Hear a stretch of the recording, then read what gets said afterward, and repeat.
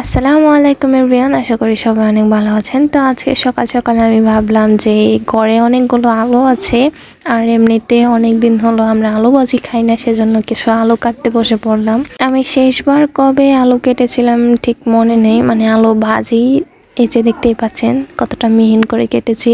আমার মা আমার আলু কাটা দেখে বলতেছে, মাশাআল্লাহ অনেক সুন্দর করে কেটেছো।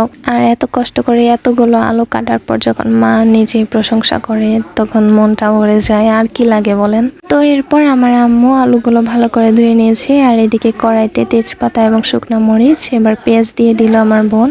আলুগুলো ওই রান্না করবে, আম্মুর আরও কাজ আছে সেজন্য। এরপর কড়াইতে আলু ভাজিগুলো দিয়ে দিল, এরপর দিয়ে দিল কিছুটা লবণ। আর আলু ভাজিগুলো কিছুক্ষণ আগে দেওয়া উচিত ছিল, কারণ অনেকটা পোড়া পোড়া হয়ে গেছে, বেশি কালার হয়ে গেছে পেঁয়াজগুলো।